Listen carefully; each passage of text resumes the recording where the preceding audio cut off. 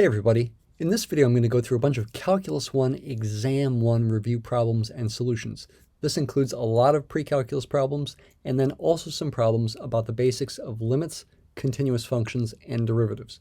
You can see these first four questions are pretty short and based on knowledge that you should have. First question is, which function dominates as x goes to infinity? I made these examples kind of extreme so that if you try graphing them on your calculator, or even in thinking intuitively, you might guess that this is the answer, that power function, but no, this exponential growth function is the answer. Even though the power of x is so large there, the coefficient is so large, and even though this base for this exponential function is just barely bigger than 1, this still dominates as x goes to infinity. It will still grow faster in the long run, though on any typical window you will not see it. Number 2 is also a knowledge question. What is the value of log base 3 of 81? In other words, what number can you raise 3 to get 81? A little bit of thought, even without a calculator, should reveal that it's the fourth power. 3 to the fourth equals 81, right? 3 squared is 9, 3 cubed is 27, 3 to the fourth is 81. And therefore, log base 3 of 81 is that exponent 4. Okay? Should be able to do that without a calculator. Third question, what is the value of log base 2 of 1/16? Now remember, 2 to the fourth is 16.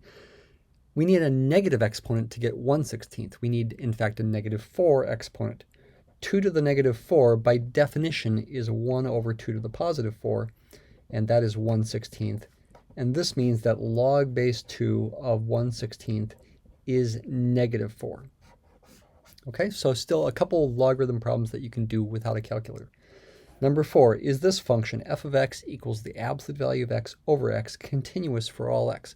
I hope you can look at that and say right away, the answer is no. This function's not even defined at x equals 0, and so therefore the answer is no. However, I could have asked the question in such a way that it's more complicated. I could have said f of x is the absolute value of x divided by x if x is non-zero and something else if x is 0. What else? Well, I could have picked, for example, 0 if x is 0. And then it would be less clear that the answer is no, but it still would be no. You could try graphing on your calculator, but you should be able to reason it out as well.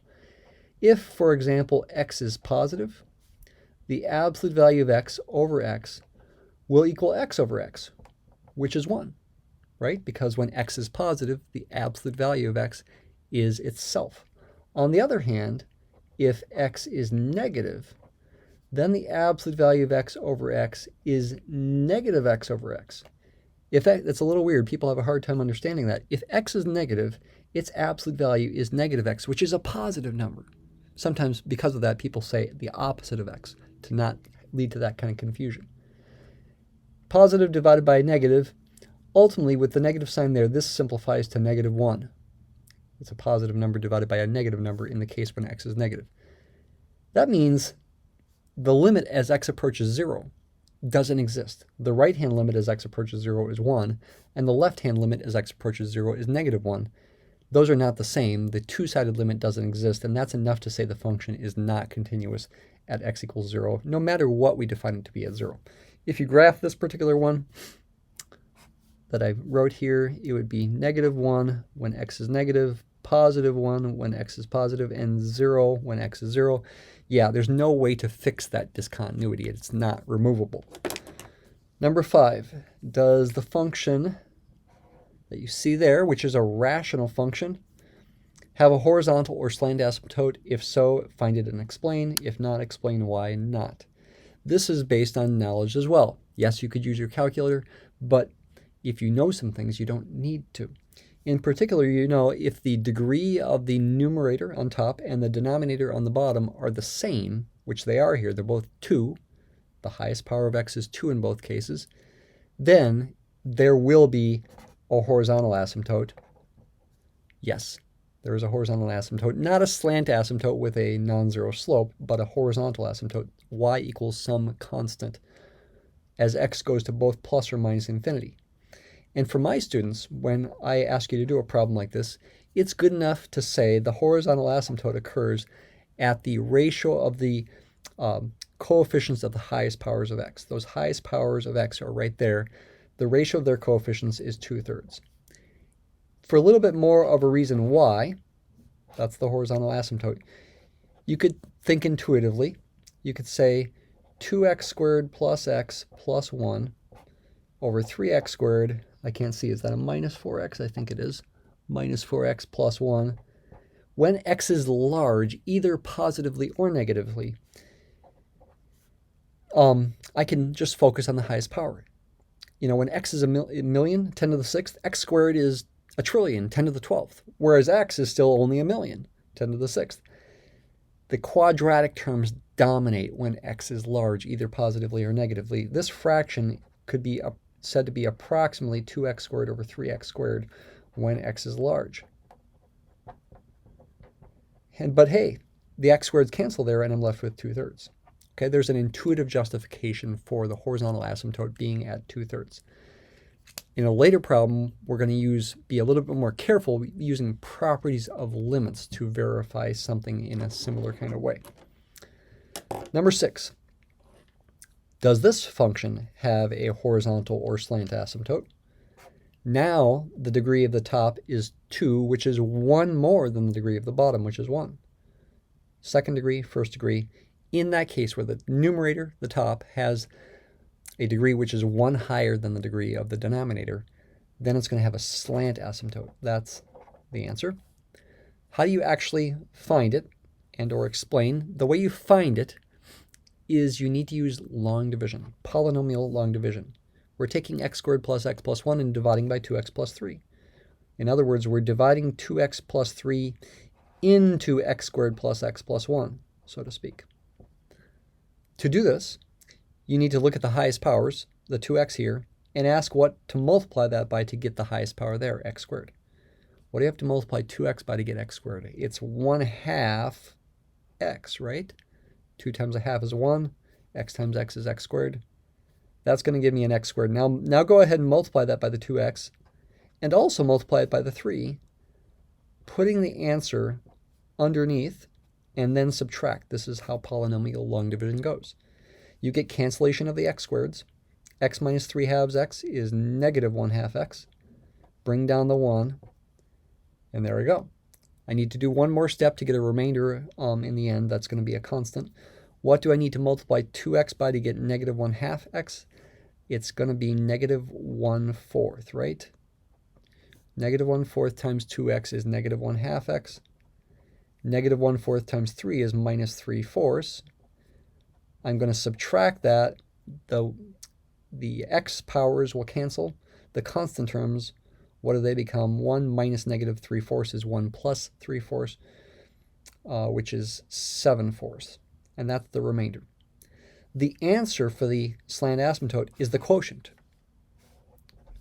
Y equals 1/2 x minus 1/4, aligned with a slope of 1/2 and a y-intercept of negative 1/4. That is the slant asymptote. Why? Explain.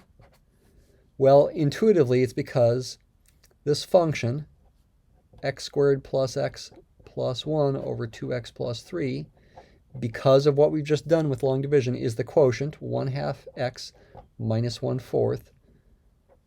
Put that in parentheses. You don't have to, but I'm going to. Plus the remainder, the 7/4, divided by the original thing we were dividing by, the original denominator, 2x plus 3. And this part goes to 0 as x goes to plus or minus infinity. In other words, it becomes negligible when x is large. And therefore, this entire thing here is approximately just this part, 1/2 x minus 1/4 when x is large. There's an intuitive justification for why that's a slant asymptote. If you graph this function and this function on the same window, a large window, they will look indistinguishable. Go ahead and try that. Next problem. Trig. Assume that cosine of theta is negative 1/3.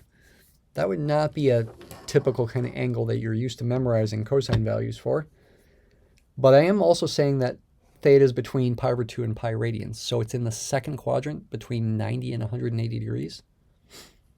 Part A, use the identity cos squared theta plus sine squared theta equals 1 to find and simplify the exact value of the sine of this angle. And I'm saying exact. I'm wanting you to avoid, at least initially here, inverse trig functions. I want you to think about the unit circle effectively by thinking about that identity. There's a 1 right there, if you can't quite see that. That's a 1. Now I made it worse. That's a 1. Okay? You need to use that identity, and you also need to think about the sign, plus or minus. You can solve this equation for the sine of theta by taking cosquared theta, subtracting it from both sides, and then taking the plus or minus square root. But it could be the plus square root, and it could be the minus square root. Which one do you use? You have to think about where the angle is. Maybe draw a unit circle.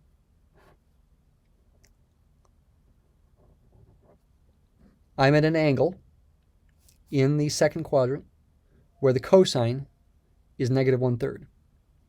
Sorry, my phone is not, it's kind of jumping here. Sorry about that. Negative 1/3. The cosine is the first coordinate of the point for the angle.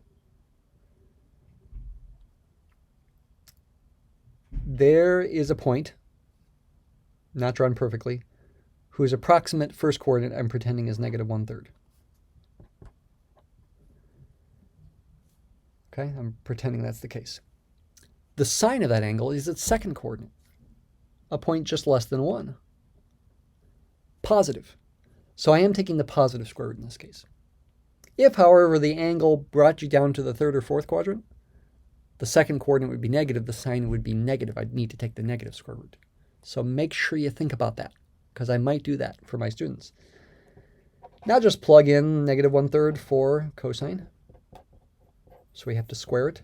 So we get square root of 1 minus 1/9, which is square root of 9 over 9 minus 1/9, which is square root of 8 over 9, which is square root of 8 divided by 3, which is 2 square root of 2 divided by 3. That's either of those forms is fine. I guess even this form is probably fine for me. Let's go ahead and approximate it. Sorry about the extra noise here. 2 times square root of 2 divided by 3 approximates to 3 places after the decimal to be about 0.943. That's also part of the answer. Let's check it with inverse trig functions. If I take the inverse sine of this thing, I am in radian mode, I did check that ahead of time. That's going to be an angle in the first quadrant whose sine is 0.943. That'll be a point, that'll correspond to a point that's symmetric with respect to the vertical axis from this point.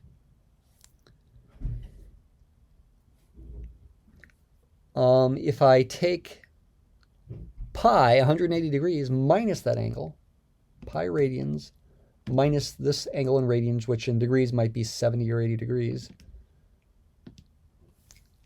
to get a radian measure of 1.91 and take the cosine of that, that should be negative 1/3. Cosine of this is negative 1/3. Okay?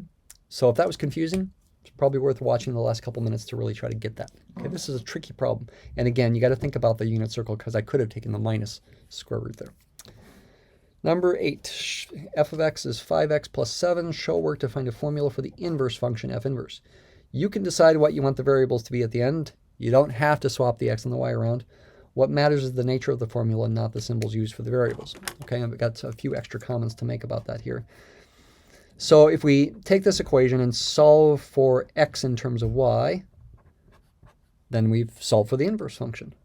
So subtracting 7 from both sides gives this, and then dividing both sides by 5 gives x equals f inverse of y equals y minus 7 over 5, or if you prefer, 1/5 y minus 7/5.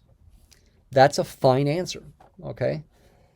If all you're after is the symbols, what's the independent variable, what's the dependent variable is irrelevant as far as which symbol you use. Of course, many teachers say swap the variables. So this is also a correct answer. Both of these are correct if we don't care about what's the independent variable and what's the dependent variable. You only do this in part because, well, in part because we're used to having x as the independent variable, and also in part because if you graph f and its inverse on the same set of axes with x, the horizontal axis, being the independent variable in both cases, then the graphs will be reflections across the line y equals x. Okay? I won't bother drawing that. I will warn you, however, if the variables mean something, if x is the number of widgets produced and y is the profit, you do not want to swap. You'd want to leave the answer this way to keep the meaning of the variables consistent, x still being the number of widgets produced and y still being the profit. So make sure you don't do that if the variables mean something in an application. Very, very important comment that people, and subtle thing that people sometimes don't get. All right, on to the next page. Back to trigonometry. Use an inverse trig function to solve this equation for one solution in exact form. Using either an inverse trig function if it's not easy to figure out the exact answer in terms of pi, or pi if it is easy, based on things you should have memorized in the past. Making sure you're in radian mode, approximate the answer to part A to 3 places after the decimal. In part C, find a different solution in exact form. Might wonder how in the world we're going to do that. So take this equation. Before using the inverse sine function, it would be good to subtract 4 from both sides to write 2 sine 3x equals 1. Then divide both sides by 2 to get sine 3x is 1/2. Now take the inverse sine of both sides. However, keep in mind that this is only going to give you one of infinitely many possible answers. This simplifies to 3x, and this is something you should memorize, is pi over 6, right? Sine of 30 degrees, pi over 6 radians, is 1/2. Sine was the second coordinate on the unit circle. You don't need a very big angle to get to a second coordinate of 1/2. 30 degrees is good enough. Okay, pretend that's 30 degrees. Pi over 6 radians. Now divide both sides by 3. X is pi over 18. Let's go ahead and approximate. That's the exact answer in terms of pi. Pi over 18 is approximately 0.175 when you round. So I've got both the exact and approximations here. This is A and B. But now C, find a different solution in exact form. Okay, the unit circle is good to think about again. Sine of an angle, again, is going to give you the second coordinate on the unit circle. So one way to get back to that is to add 2 pi to it, when you think of it in terms of 3x equaling this, not x.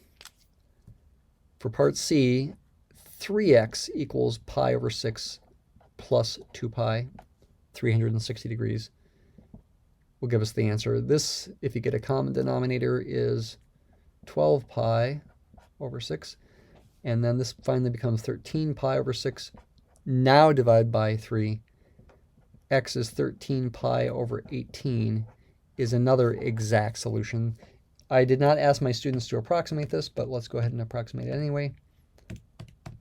That's approximately 2.269.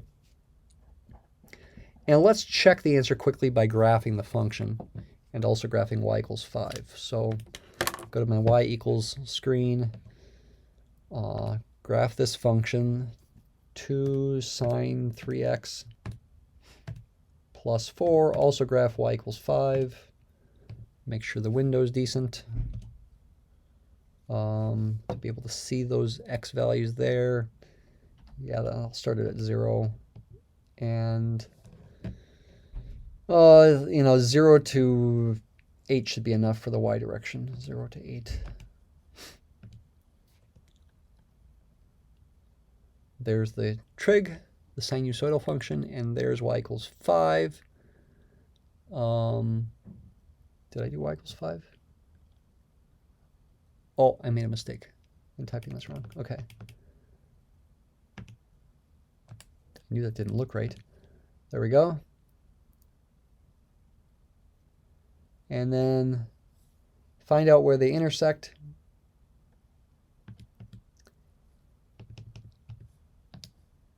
For the first curve is this one, the second curve is this one, and my guess, let's use the one that's closest to 0. It should be close to 0.175. 0.1745, yeah, it was. Okay, it is intersection. I'll try it again for the other one. And I won't guess something quite so close. Say just 2. 2.269, yeah. Okay, so it looks like we're good. Next problem, find a formula for a polynomial in factored form, which has this graph, and then expand your polynomial. In other words, multiply it out to standard form. Okay, the factored form is the easy one. Some unknown constant, call it a, times, since -1 is a root, x plus 1 is a factor. Look at the first coordinate there. Since 1 is a root, x minus 1 is a factor. And since 3 is a root, x minus 3 is a factor. Solve for a by using the y-intercept. 6 equals f of 0 equals a times 0 plus 1 is 1, 0 minus 1 is -1, and 0 minus -3 is 0 minus 3 is -3. So this becomes 3a, and therefore dividing both sides by 3, a is 2. And that means the answer is f of x in factored form is 2 times x plus 1 times x minus 1 times x minus 3. So that's the first part of the answer. We can now expand this with the FOIL method. Say here first, x times x is x squared. That's first times first. Outside times outside is negative x. X times -1. Inside times inside is positive x, so there's no x term. Those cancel.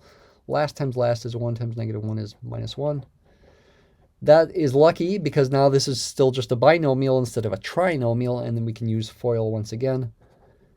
X squared times x is x cubed.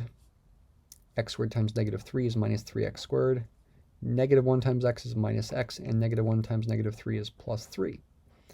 And then distribute the 2 through the parentheses to get 2x cubed minus 6x squared minus 2x plus 6. Looks like it's the answer there. Let's check it with the calculator.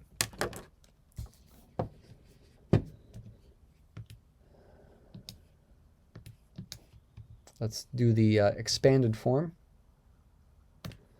2x cubed minus 6x squared minus 2x plus 6. Window, to see, let's try to match this window. Say -3 to 4 in the x direction, and negative, say 11 to 11 in the y direction.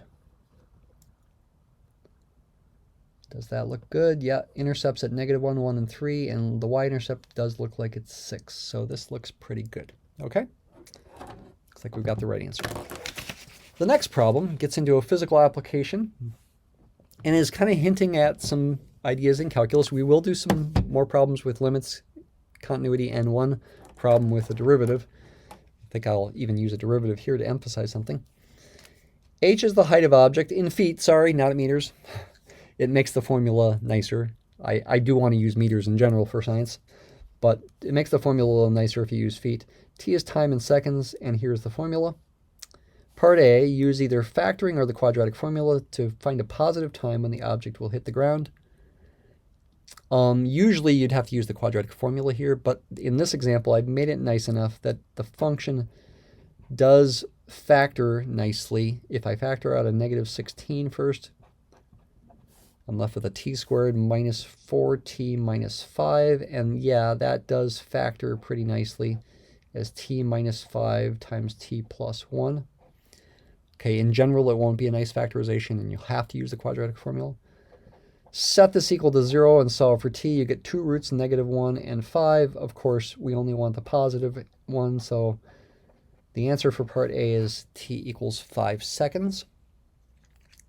Quadratic formula would confirm that. Part B, compute this thing, which is also called the average rate of change or average velocity of the object from time 0 to time 2, that fraction. Now, I went easy on my students, so to speak here. I could have just asked for the average rate of change or the average velocity over the interval. I told them what it is here. I'm telling my students now, I might not always do that for you. So it's something you should know that this would be the average. It's really a change in height divided by a change in time.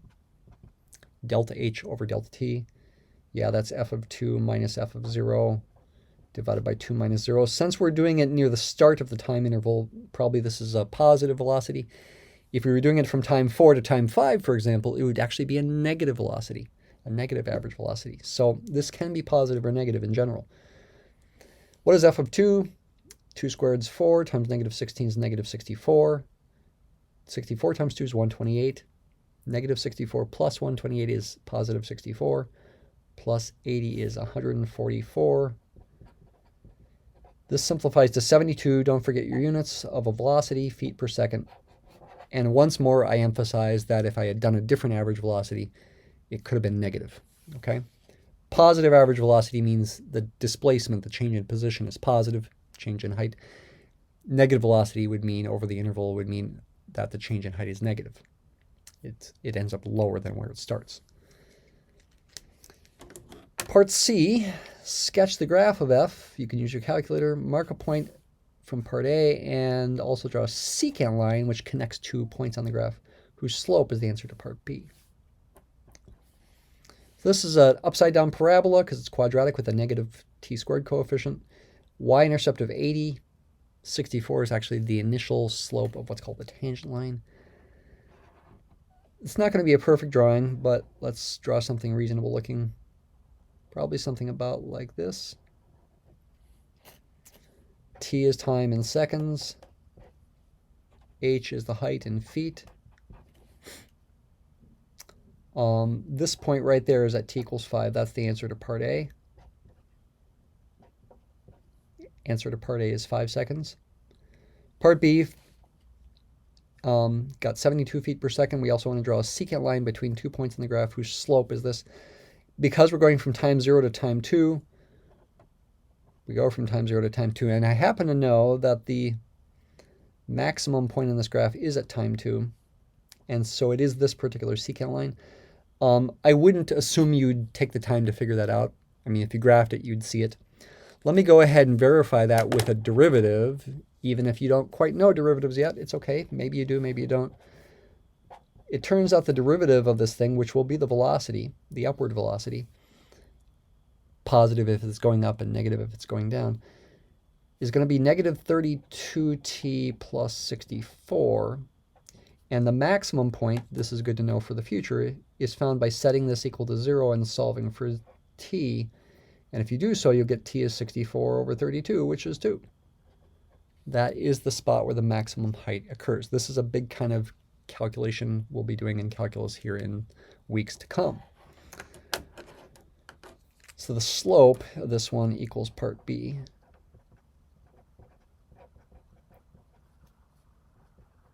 Okay, and the value of this is the answer to part A. That's a secant line. Tangent line best approximates the curve at a given point, and I said because this coefficient is 64, it turns out the slope of the tangent line at that point is 64. You're not asked for that. Don't worry about it. My computer is starting to act up here. I hope it doesn't stay that way. I guess making videos makes it work extra hard sometimes. Well, I think I better check something on it. Let me just check my... Okay, I've got enough hard drive. This isn't taking up the hard drive here. All right, Company A rents cars at a base rate of $40 a day, and then a charge per mile. 15 cents per mile is $0.15. It's Company A. Company B has a base rate of $50 and charges 10 cents per mile, $0.1. X is the number of miles you travel in a day. How far would you have to travel in a day so that the cost of company A's rental is the same as the cost of company B's rental. Show your work. We need formulas for the cost as a function of time. Maybe C equals F sub A of X for company A, and C equals F sub B of X for company B. The subscript is just saying what company it is. And when you're given a base rate, that is effectively the vertical intercept, the C intercept in this case, 40 for company A and 50 for company B. And then the charge per mile is really the slope, because it's a rate per unit of X. X is miles. In dollars, it's going to be 0.15 times X for A and 0.10 times X for B. These two functions have graphs that do intersect at a positive value of X. The A company has a smaller C-intercept but a bigger slope. The B company has a bigger C-intercept but a smaller slope. They are going to intersect at some point, and that is going to be the answer for how far. To find it, just set these equal to each other. 40 plus 0.15x equals 50 plus 0.1x. Solve for x. Subtract 0.1x from both sides and subtract 40 from both sides. That's what I did. Subtract that from both sides to cancel over there, and this from both sides to cancel over there. Divide both sides by 0.05, which is the same as multiplying both sides by 20. X equals 10 times 20 is 200 miles. Okay, so this is going to be 200 here. And you're not asked for the cost at that point, but we can figure it out, and we should do that to check even. If I plug 200 in for X there, 200 times 0.15 is 30. 30 plus 40 is 70. So the cost is $70. If I plug it in for X there, 0.1 times 200 is 20, plus 50 is 70. Yeah, they both equal 70, then that's the second coordinate of this point there. Okay, this was 50 and this was 40. Not a perfect drawing. Okay. On to number 13. Oh boy, a French person's name. I better not try to pronounce that. I'll just call that P's law. It says that the rate of flow, capital R, in cubic centimeters per second of gas through a pipe is a function of the radius, little r, in centimeters of the pipe. It turns out that capital R is proportional to the fourth power of little r. How'd you figure that out? You'd have to experiment to see if that works. And I'm trusting by this law that it does work. So it equals this for some constant k that's positive. It's probably very possible that the value of k could depend on what kind of gas it is. Different gases could produce different k's. Part A, what kind of function is this? And I give options even. Don't have to do that. Linear, exponential, power, logarithmic. It's certainly not logarithmic, okay? It's certainly not linear. It's not a linear function of r, little r. Is it exponential or power? Exponential has the variable in the exponent. This does not. 4 is a constant. It must be a power function. That is the answer. This is called a power function. Part B, if capital R is 500 cubic centimeters per second, when little r is 2 centimeters, what is k? Just plug the numbers in and solve for k. Capital R gets replaced by 500. Don't worry about the units here. K times little r to the fourth is this. 2 to the fourth is 16. And so this is 16k. Yep, double check things. Yeah, okay. So the answer is going to be 500 divided by 16. 31.25.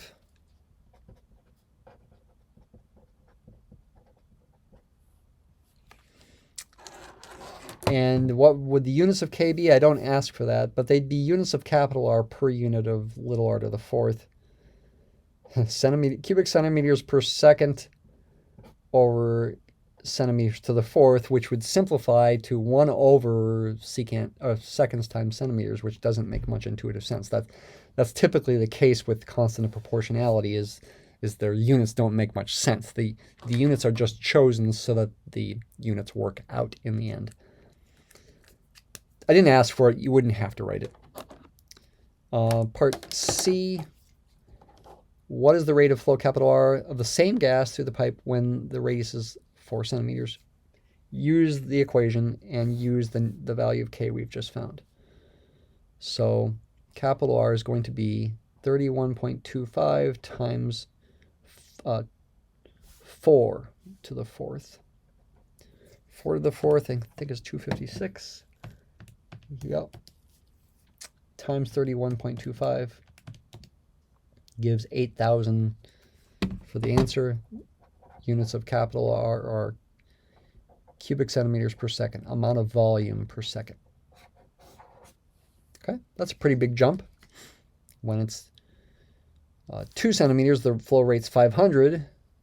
When it doubles to 4 centimeters, the flow rate gets multiplied by 16 to 8,000. 16 is 2 to the fourth.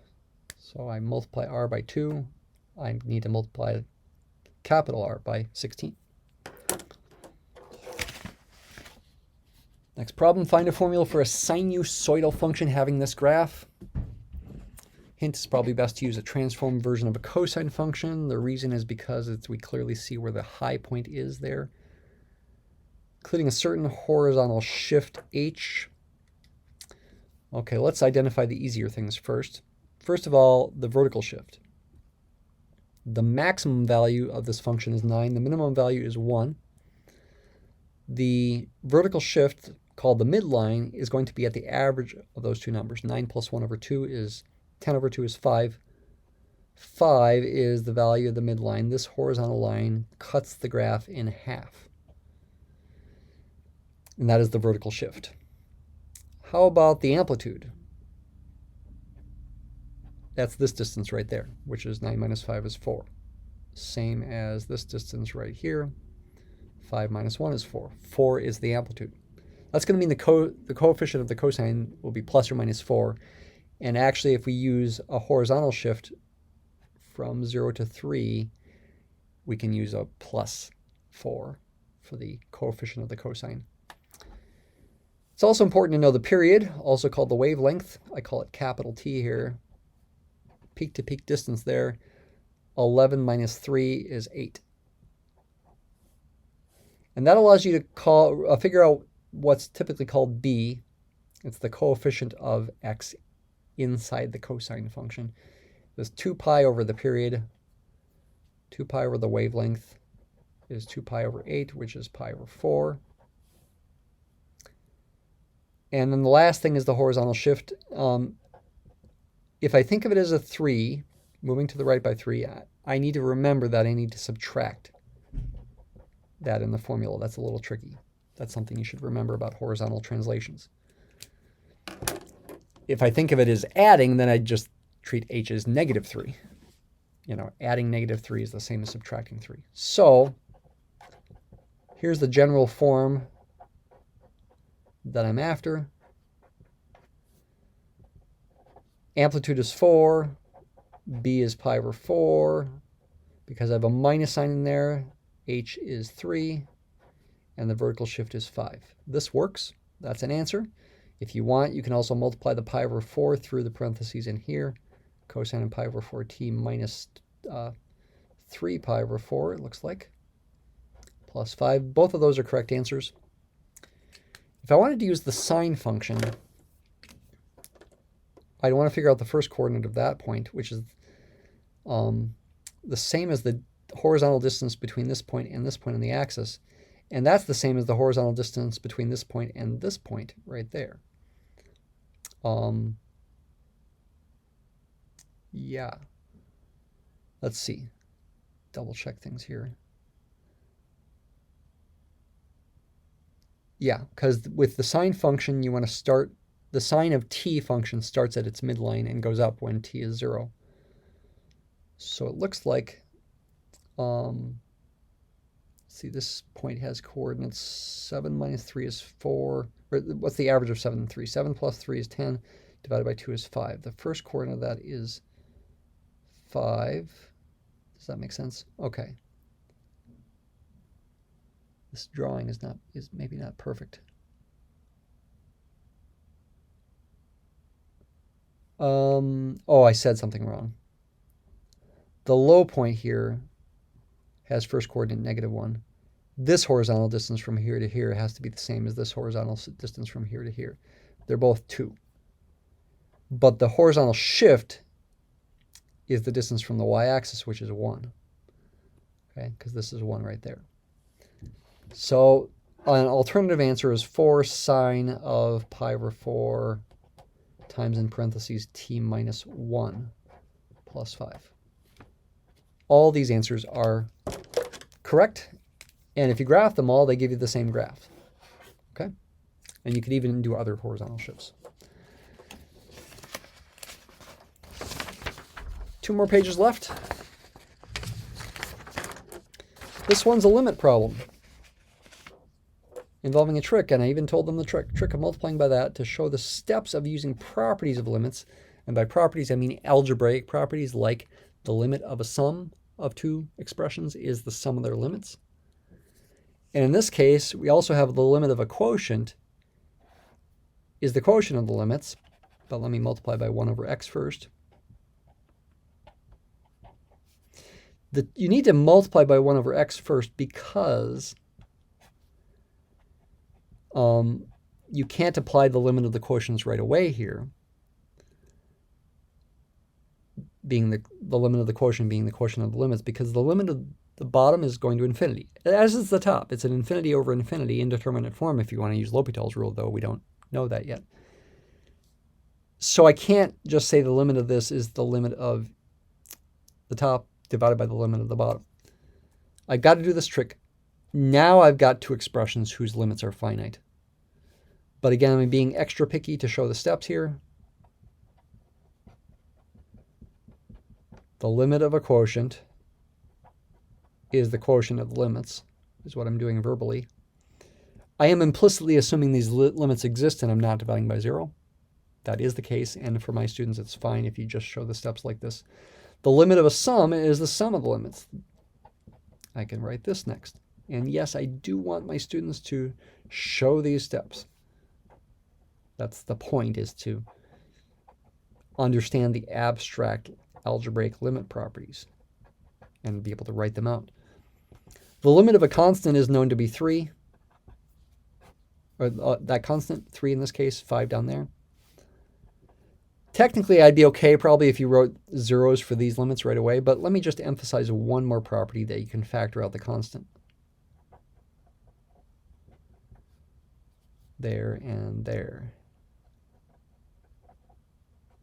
And now we'll go ahead and use the fact that the limit as x goes to infinity of 1 over x is 0. It gets arbitrarily small. So we get 3 over 5. That's the answer for the limit. And that is the same as the y-coordinate of the horizontal asymptote for this function. You can see the degree of the top and the bottom is the same. So it will have a horizontal asymptote at the ratio of the coefficients of the highest power of x in each case. And that is y equals 3/5.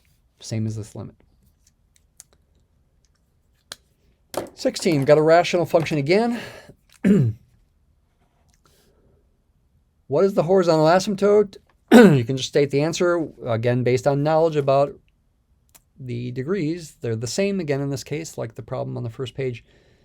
So the ratio of the highest powers is 2 divided by 1 is 2. Okay?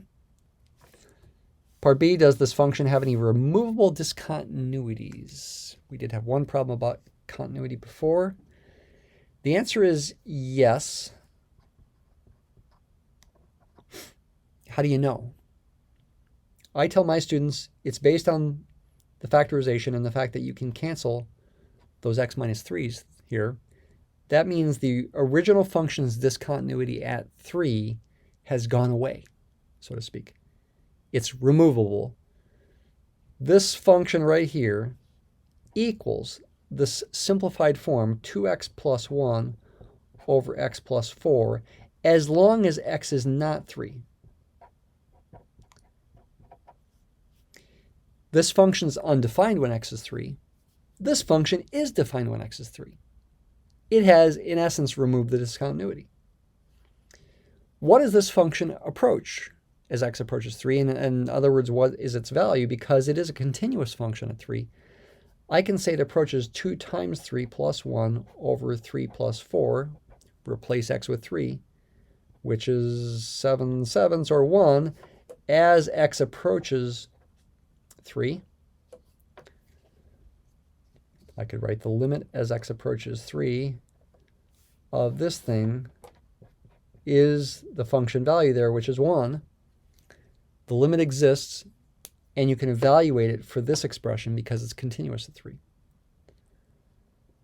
This function is not defined at 3. It's undefined there, but its limit is the same as the limit of this function as x approaches 3, because in the definition of a limit, it technically doesn't matter what happens to the function at the value that x is approaching. It's irrelevant the fact that this function has a hole in its graph at 3. It equals this function when x is not 3, and since this one has a limit of 1 when x approaches 3, this one also has a limit of 1 as x approaches 3. It's confusing. This limit can be found by plugging in 3 into this one, but not into that one, because you'd be dividing by 0. It's really important, actually, for derivatives, as we'll illustrate next with the limit definition of the derivative. So yes, at x equals 3. And another way we could remove the discontinuity is we could redefine f of x to be this thing if x is not equal to 3, and 1 if x equals 3, the value of the limit. And that will remove the discontinuity, fill in the hole. Does this function have any vertical asymptotes? What value of x? And show work to evaluate the limit. This is really part D here, right here. Connecting it also with this function's limit. This is very messy work, but in the context of an exam, acceptable. As far as vertical asymptotes, the answer is yes, and it's at whatever value of x makes the bottom 0 that did not cancel. And that would be at x equals -4. Because that's where x plus 4 is 0, and the x plus 4 did not cancel with something on the top. And you could check it with your calculator and see that there is a vertical asymptote at x equals -4. Yeah, this problem is a derivative. The limit definition of the derivative, f prime of 3, by definition, is the limit as h goes to 0 of the change in f, which is f of 3 plus h minus f of 3, divided by the change in x, which we're calling h. Could have also called it delta x. That's the definition of the derivative. Sometimes I do ask my students to give brief reasons for things on this kind of problem. And if it was not asked for here, but if I did, you should say definition of the derivative. Do notice I'm saying include the limit sign where appropriate all along the way, always. Yeah, until the very end, I keep putting the limit sign there. Don't get rid of it until the very end, because we haven't evaluated the limit yet. Careful, f of 3 plus h is found by replacing each x by 3 plus h, so I need to take 3 plus h quantity squared plus 4 times 3 plus h, and then subtract f of 3, 3 squared plus 4 times 3, 9 plus 12 is 21, all divided by h. That's just substitution. The next few steps are just some algebra, simplifying. Don't forget the limit sign. Expand this out with FOIL. 3 squared is 9. 3h plus 3h is 6h. H squared is h squared. H times h is h squared. Distribute the 4 through. 4 times 3 is 12. 4 times h is 4h. Minus 21, don't forget that, all over h. 9 plus 12 is 21, so these two things cancel with that. With what's left over, I can factor out an h. 6h plus 4h is 10h. Factor out an h, I get a 10. H squared, when you factor out an h, is plus h.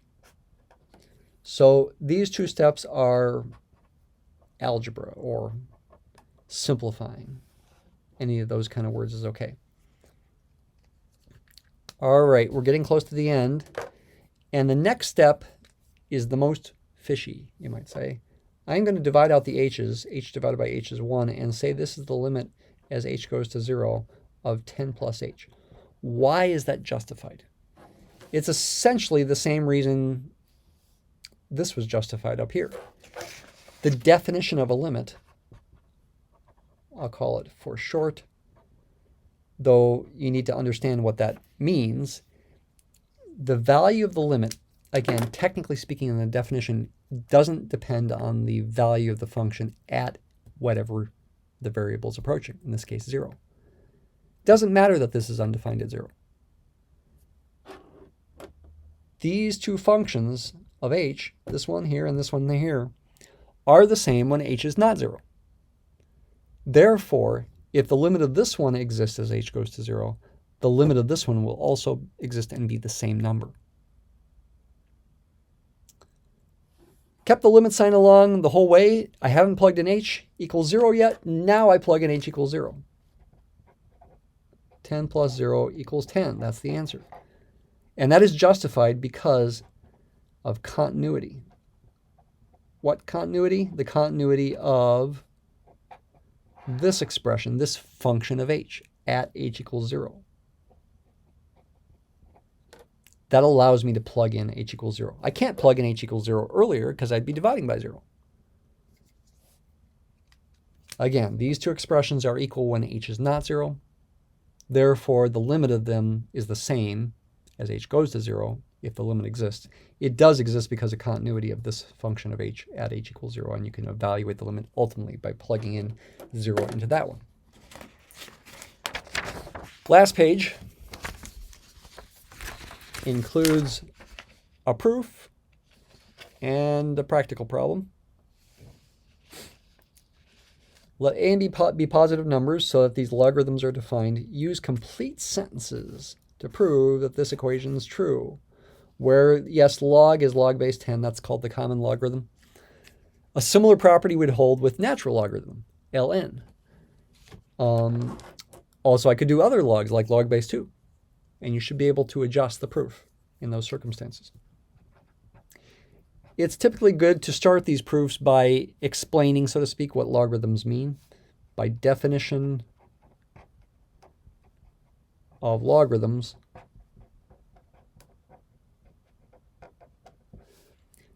it's log base 10, 10 to the log of a over b, by definition is a over b, because log of a over b, by definition, is the number 10 must be raised to get a over b.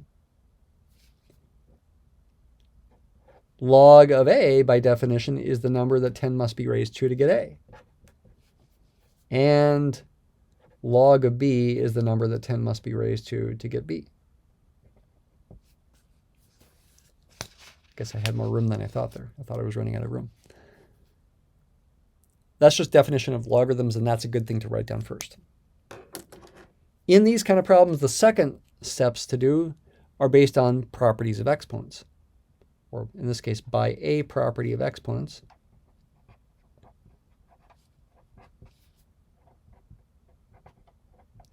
What have we kind of not used here? We have not used the fact that there's a subtraction involved. Let's use that now. 10 to the log of a minus log of b will be 10 to the log of a power divided by 10 to the log of b power. When you subtract exponents, you can write this. Usually you use this rule the other way, right? Usually you would see something like this and say, oh, I have to subtract the exponents. But you can use it the opposite way as well. Now use the fact that this is a and this is b, using these two things there. But now using this one, that's the same as 10 to the log of a over b. Now stare at this. What do we have here? We've got 10 to this power equals 10 to this power. Therefore, the powers must be the same. Is it enough to just say, therefore, the powers must be the same? Well, you should really give a reason.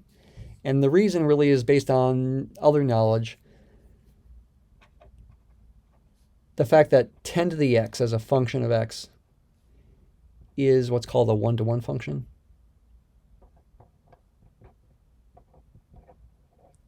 We can say those exponents must be the same. Log of a minus log of b equals log of a divided by b, which is what we wanted to prove, that equation, and we're done. We can say QED, or if you believe in God, praise the Lord. What's going on there? What does one-to-one mean? It means that the function outputs are the same, in this case 10 to the log of a minus log b and 10 to the log of a over b. If these quantities are the same, the inputs must have been the same. The inputs are these exponents, log of a minus log of b and log of a over b into this function 10 to the x. If the outputs are the same, the inputs must be the same. That's one-to-one. And that does it. Last problem. You buy a new car for $25,000 right away in 2020. T is the number of years that elapse after you buy the car, and V is the value in dollars. It depreciates by 15% every year, and therefore this is the formula. Once again, I went a little easy on my students by actually giving them the formula, but I'm telling them they should be able to do it still. I'm telling you if I'm talking to you. That's the initial value, 25,000. The fact that it depreciates by 15% every year means the base of this exponential function is 1 minus 0.15, 0.85. Think about it, it makes sense. And that would mean, for example, the value of the car at time 1 here would be 25,000 times 0.85 is 21,250. These are approximations. They're not necessarily exact in real life. Use logarithms to find the exact time, even though the model's approximate. The value is $5,000. Okay? The exactness comes from the math, but it really is an approximation to real life. But I'm wanting an answer in terms of logarithms. So just set the function equal to 5,000 and solve for t. I could take the log of both sides right away, but I also can divide both sides by 25,000 and get 0.2 equals 0.85 to the t power. What kind of log should I use? It really doesn't matter. ln or log base 10 work. Let's use ln. That's going to be the most common thing to use in calculus because it's got a nicer derivative is the reason. ln of 0.2 is ln of 0.85 to the t. There's another property of exponents that says I can bring the exponent there in front, so I can write this as t times ln of 0.85. And therefore, in exact form, you can say t is ln of 0.2 divided by ln of 0.85. That's the exact form of the answer. I guess we're going to do b as well.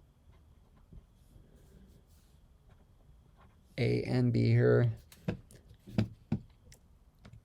ln 0.2 divided by ln 0.85 is, ln of 0.2 divided by ln 0.85 is the ratio of two negative numbers, which makes it positive, and it's about 9.90. 2 places after the decimal, this is about 9.90 years, close to 10 years. Okay. C, our last thing to do here, use this equation to find a continuous decay rate k so that this is true. And since it is decay, k actually will be negative. And because of that, maybe I should have just called it a continuous rate of change, continuous relative rate of change. I probably should have added the word relative in here as well. But I told them what to do. K being natural log of b is equivalent to b being e to the k. But we can just use this. K is natural log of b, which is natural log of 0.85. The base of the exponential function b is 0.85. By the way, before I do this, this ratio would have been the same ending ratio if I had used common logarithm. The numbers themselves in the fraction are different, but the final answer is the same. Okay, let's come down here. K is ln of 0.85. Do not use log there. About negative 0.1625 as a percent, that's negative 16.25%. That is the answer. What does it mean? Let's end by focusing on what it means. The graph of this exponential decay looks like this. It's decreasing in concave up. The value at t equals 0 is 25,000. What's the value at, for example, t equals 1? We found that already. I forgot what it was. 25,000 times 0.85. It was 21,250 at time 1. The actual amount of decay as a percent is 16.25%, and it is decay because of the negative sign. Excuse me, the actual amount of decay is 15%, sorry. The 16.25% represents the decay in the tangent line at this point. If I follow the tangent line to that point, its decay as a percentage is 16.25%. Okay? That's what it means. And that's the end of the review. Thanks for watching.